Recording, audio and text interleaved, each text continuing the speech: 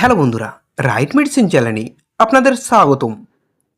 বন্ধুরা, আজকে আমি আলোচনা করব মহিলাদের পিরিয়ডের সমস্যা এবং পিরিয়ডের ডেট পিছানোর মেডিসিন রেজিস্টন ট্যাবলেট সম্পর্কে। ভিডিওটি শুরু করার আগে আপনি যদি আমাদের এই রাইট মেডিসিন চ্যানেলটি সাবস্ক্রাইব করে না থাকেন তাহলে সাবস্ক্রাইব করে নিন।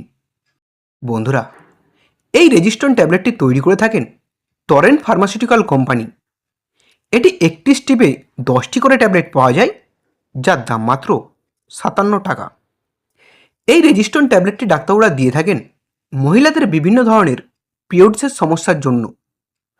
যে সমস্ত বন্ধুদের ইররেগুলার পিরিয়ডস বা অনিয়মিত পিরিয়ডসের সমস্যা আছে তাদেরকে ডাক্তাররা এই ট্যাবলেটটি দিয়ে থাকেন তাদের সময় মতো পিরিয়ডস ক্লিয়ার হওয়ার জন্য।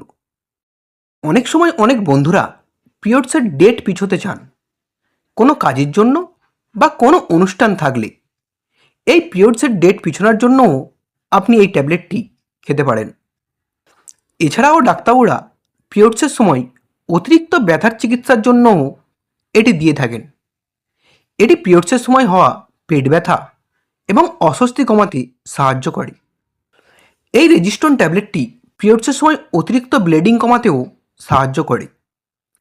এছাড়াও এটি প্রিমেনস্ট্রুয়াল সিনড্রোম বা পিএমএসের চিকিৎসায়ও এই ট্যাবলেটটি ডাক্তাররা দিয়ে থাকেন।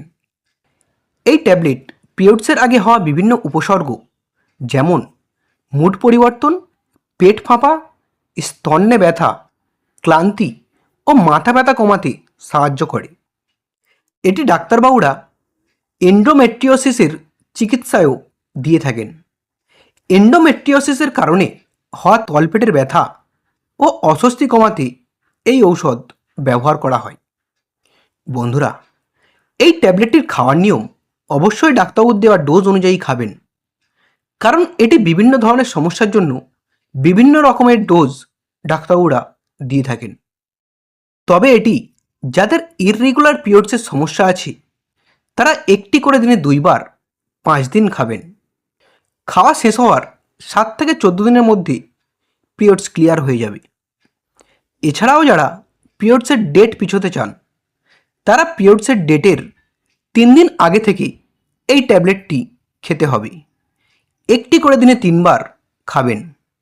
যতদিন ডেট পিছোতে চান ততদিন পর্যন্ত খেতে হবে, তবে এটি 15 দিন পর্যন্ত ডেট পিছোনো যায়। বন্ধুরা, ভিডিওটি ভালো লাগলে একটি লাইক করবেন।